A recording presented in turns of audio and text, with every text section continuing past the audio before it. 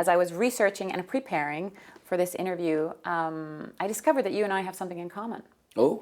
Yes. And I think you probably have one of those at home. Ah, you were on top of the mountain, yeah, in Kilimanjaro, yes. yeah. My goodness. Kilimanjaro. When did you do it? I did that about 10 years ago now. Okay.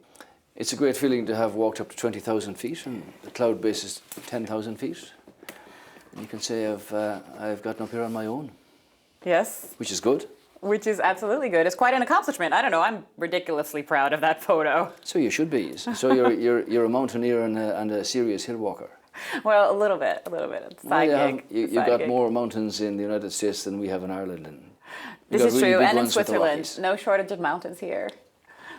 In Switzerland is a place to be too. That's absolutely right. So I guess it begs the question, similarities between climbing mountains and holding an office and leading a country. Can you compare these? You can, and they're very similar in many respects, but you've got to have an inner belief and a conviction that you can actually do it, and that you've got the capacity to achieve your goal, whether that be to climb to the mountain top, or whether it be to achieve various political targets and objectives in the interests of government and your people, if you have that privilege of being elected to serve.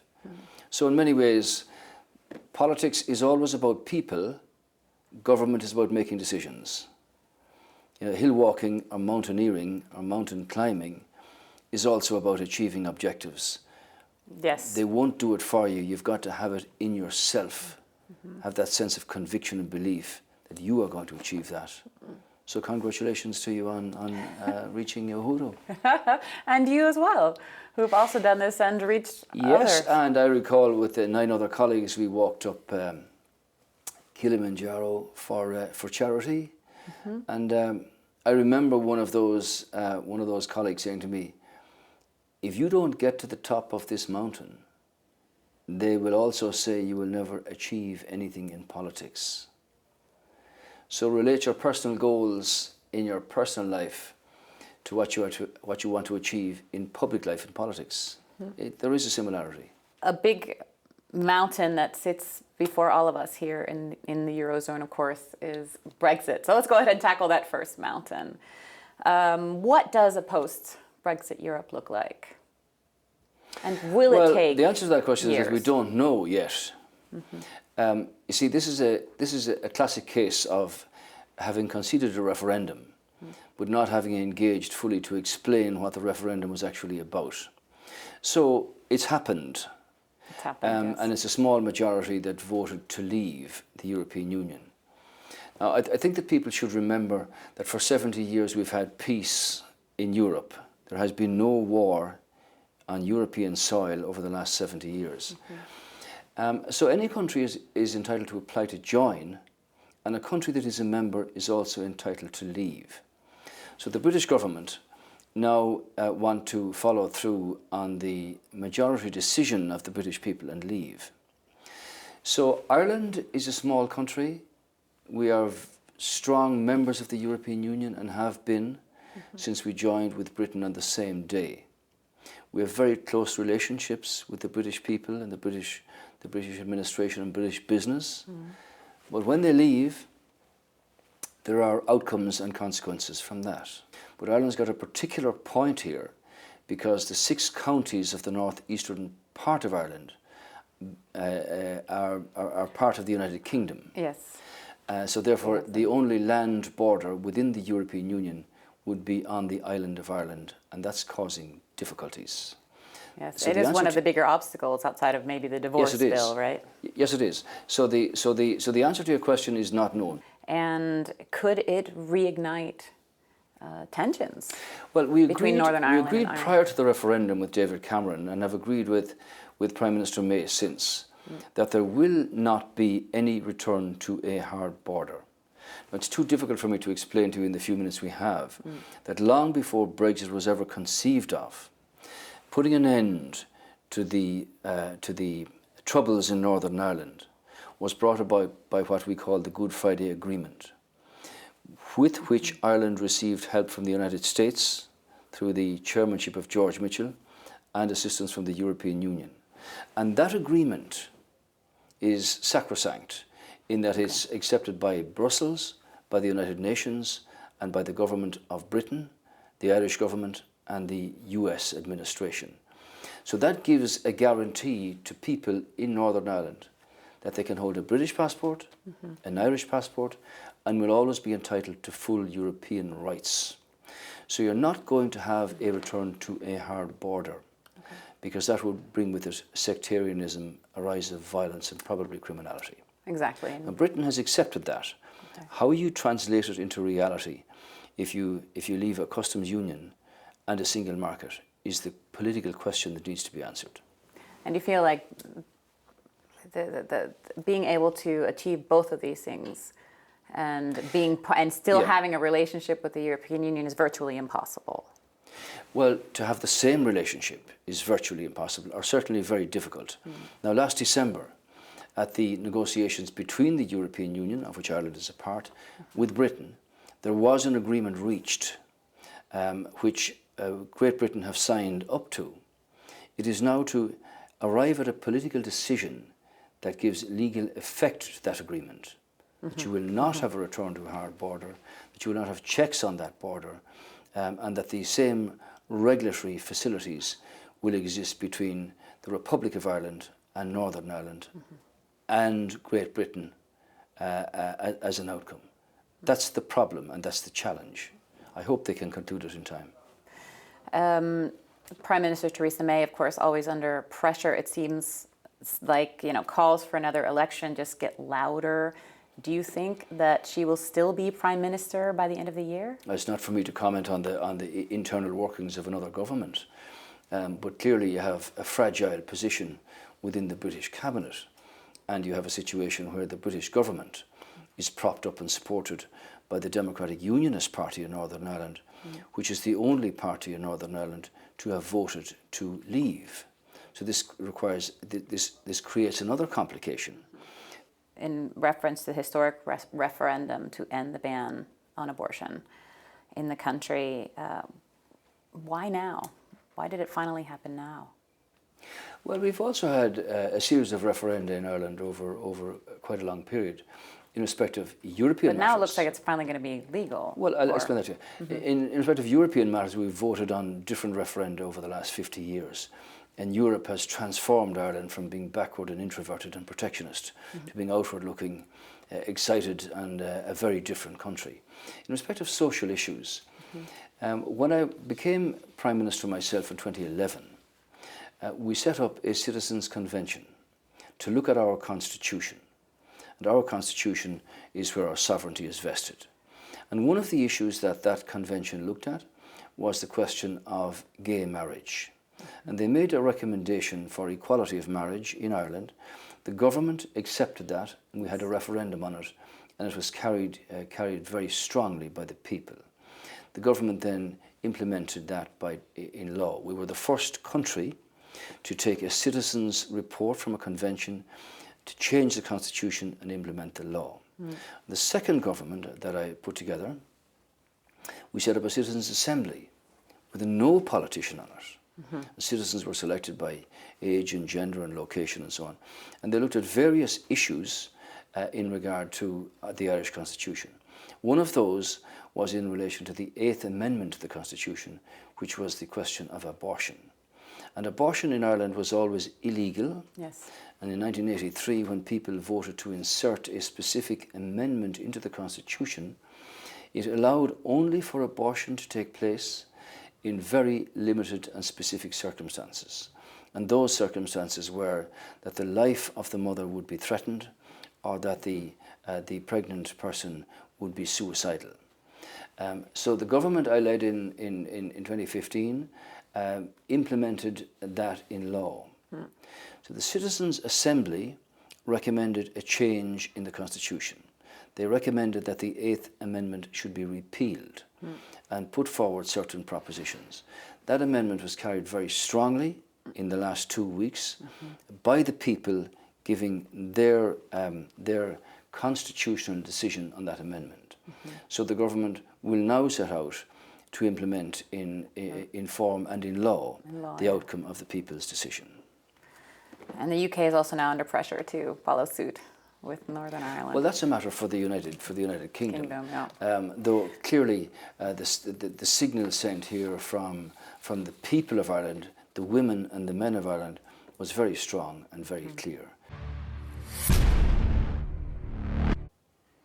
Switching gears a little bit now, let's talk a little bit about Switzerland, which is somehow a smaller version of the EU in the sense that we have 4 cultures here, 4 languages having to come and work together, of course, as opposed to 28 members of the EU. But what could the role of smaller states like Switzerland and Ireland, I mean, how could they and where could they find their place in a world of big players? Yeah, I think Switzerland's a wonderful example of a very specific country that has made its mark over the centuries, and how in modern times it has been able to do business with the European Union, able to conduct that business in a way that the standard of living in Switzerland is quite high, both because of the productivity, the ingenuity and the imagination of the Swiss people. As we're a member of the 28, soon to be 27 of the European Union, we're a small country. We've got 5 million people in Ireland, maybe 75 million worldwide claim Irish ancestry because of the trend of emigration because of economic circumstances over the years. So as I said, the European Union membership has transformed our country. But small countries can work together to form alliances in a bigger union. And I think we should remember that the real benefits of membership of the union are essentially the peace that's been there for 70 years, but also the freedom to travel, the freedom to do business in other countries, the freedom to work and live in other countries, and the recognition of qualifications from one country to the next, in health or dentistry or engineering or whatever. And now that you bring that up, Ireland and Switzerland are somewhat competitors when it comes time to attract work, multinationals specifically. We have some good corporate tax situations. How do you see that we compete? Do you see it as a competition? I do, and obviously competition is healthy. We're an island. Switzerland is a landlocked country in that sense, in that it doesn't have openings onto the Atlantic in the way we do. So our corporate tax rate is set at 12.5% for years. It's across all sectors. It's across all regions. It's very transparent. Obviously, we compete with Switzerland for foreign direct investment. And that's a matter essentially for multinationals and companies to make themselves. But Switzerland has particular attractions, but then so has Ireland. Not just because of the tax rate. We've got a very flexible education system. And if you're looking at where the frontiers have to change up ahead, be it in data analytics or quantum physics or artificial intelligence or robotics, then a small country like ours is able to cater for that with a very flexible education system. So with a young population, you can have, through your colleges of technology or your universities, you can turn out the kinds of people where work is going to be available in the years ahead. So we do compete with Switzerland. They win some and we win some. And competition at that level is very healthy. But then we have very good relationships with our Swiss colleagues in any event. And do you have any idea what Switzerland's role could be in the post-Brexit Well, era? as I say, I think it's an example of a country that is not a full member of the European Union, but that has relationships with countries that are in the European Union and is able to do business both with the Union and beyond. So a strong position, you think? Yeah, absolutely. And I think Switzerland's a prime example of how you can do business given its particular geographical circumstances that apply here. As you say, different cultures, different languages, and yet able to make its way in a very fast-changing world. Another situation that we cannot ignore is what's happening in Italy. How concerned are you? I think we should all be concerned about this, but it's a political challenge. In general, if governments or politicians fail to consult and communicate with the majority of people wherever the country is, you tend to hollow out the centre, and extremism builds on right and left. And what you have in Italy at the moment are populist parties of the right and the left coming together or trying to come together to put a government in place. So this always causes difficulties. Italy's a case in point, obviously with its public debt, with the situation insofar as the banks are concerned. Banks, yes. So, but it's a political challenge. And it's one that Europe has to take, great awareness of because of the sensitivity of it. Italy's the fourth biggest economy in the European Union. Well, and you led Ireland successfully through and out of the crisis. And what would you recommend? What would you do? I became Prime Minister in 2011. At that stage, unemployment was 15.2. It's now 6%, dropping to 5%. Interest rates were 15%, now they're less than 0. Our credit rating was junk status, it's now A plus premium. And where we lost thousands of people to emigration, they're now coming home. So we're in a better spot. How did that happen? First of all, you communicate with people, you level with them, you tell them the truth. Even if it includes austerity measures? Absolutely. And from that point of view, I took away all the perks that applied to ministers, the state cars, the state drivers, all of that. Lead by example and show them that you do not live in some sort of bubble removed from the reality of what's happening in families where homes were in distress of being acquired, where mortgages couldn't be repaid, where wages were out of line, where there was no money to hire new people, where you had no taxes to drive the social services. So you have to give them hope and optimism. So you set out a program, a strategy, and communicate that to people. So you try to help those at the lower level by budgetary measures. We were in a troika situation, in a bailout position. We said we would leave that bailout position without default, that we would leave it without conditions being attached or without a requirement for a second bailout. And many economists said, you cannot do that, you will never achieve it. But we did. And we overachieved our target in actually creating jobs that pay.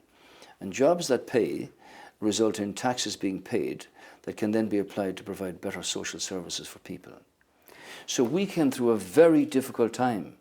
We're not without challenge for the future, but we've been the fastest growing economy in the Eurozone in the last 4 or 5 years, which all the credit for that goes to the people because they accepted that austerity and that reality that nobody was going to come in and write the check for them.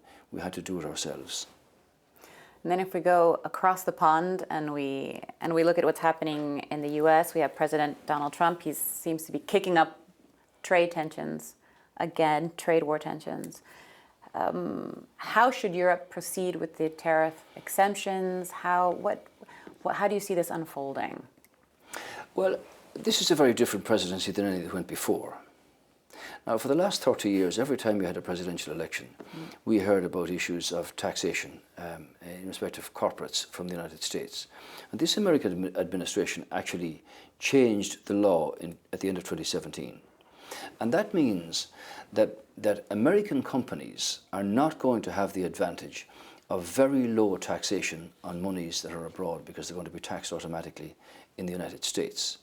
So that means that aggressive forward planning by American corporates will not be as prevalent as it was.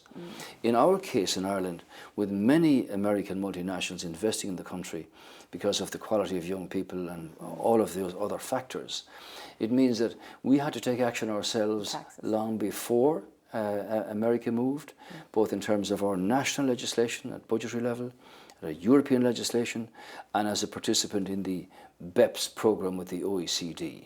So I actually welcome the fact that the change in American taxation system will result in less aggressive forward planning on taxation by American companies. Now, in respect of President Trump, obviously he occupies the White House, and the President of the United States, whoever that may be, has responsibility for the Pentagon and for foreign policy. But in respect of monies being made available, you have to deal with the Congress. I actually believe now that clearly there's a need for far greater and more in-depth conversation between Europe and the US. Okay. These are the two What does that look like? best developed regions on the planet there is no reason why you shouldn't be setting down trade standards for the next 50 years. So I think that... Where's the problem? What's the obstacle? I think the problem is communication and understanding. I read the Secretary of Commerce's comments today about the privacy laws in Europe, and he's pointed out a number of issues there. These are matters that should be explained and discussed between, obviously, the US and Europe. We all want our standards and we all want to respect our privacy without interference in what might generally be described as the public good. These are matters of politics that can be dealt with. But from the perspective of Europe, having almost 500 million people in a single market, we concluded a trade deal with Canada after 7 years. Issues of tariffs and sanctions can't be just one way. And I do hope that the level-headed politicians can sit down and talk about these matters and iron them out. That's what good politics is about. Begs the question, though, how level-headed are our politicians? Well, they've got to be pragmatic. And as I say, government is about making decisions that affects millions of people. So you've got to have clarity of vision, clarity of strategy, and decisiveness to implement it. And that means, at the end of the day, that you may have to compromise on some issues, because nobody can, always get all of the things that they might want. Because when you're dealing with different countries and different cultures and different standards, you've got to work things out. That's what politics is always about, in the interest of the people. And even though perhaps that last phase didn't end the way that any elected official would probably want to go, you still seem to have a very positive feeling about it. I made that choice myself, that all the big stuff in relation to the economy was done. Sure, we have challenges. But I was the first Prime Minister in our country to actually say, I'm going to leave, and I'm going to leave in such a way that we can make an arrangement internally in our party and have a seamless transfer to whoever the party members decide to elect. So I was able to hand over to the new Taoiseach, Leo Varadkar, a country in much better shape than I found it in, with an economy that's thriving. So he now has got the opportunity to work with his colleagues and continue to manage that very, very carefully and prudently, which they will do in the time ahead. So when you can walk away from the responsibility of high office and say, my work was focused on the good of the country and the good of the people, with no financial impropriety, no corrupt measures here, and I'm leaving of my own accord because I think the time is right now. So how do you spend your time now? Well, I have a wife and 3 children. For most of their young lives, the last 20 years I was away on business. You can now do things that you couldn't do before. People respect that, I must say. So there's a great sense of, if you like, freedom from the rigors and the constraints of high office, of being required to do X number of things every day, where 6 months in advance where you're going to be. So, purely from a personal point of view, you've been around the world, you've been to many of the major cities, you haven't seen anything because it's airport, hotel, meeting rooms, conventions, politics, and the same in reverse. But now you can, decide to do a few things that maybe you wanted to do for many years. So what is that next mountain? Well, I'm not sure, but it's to live a life and still be involved in public issues and kind of, I suppose, to help people as best one can. And I'm sure there are opportunities in one way or another that will come along.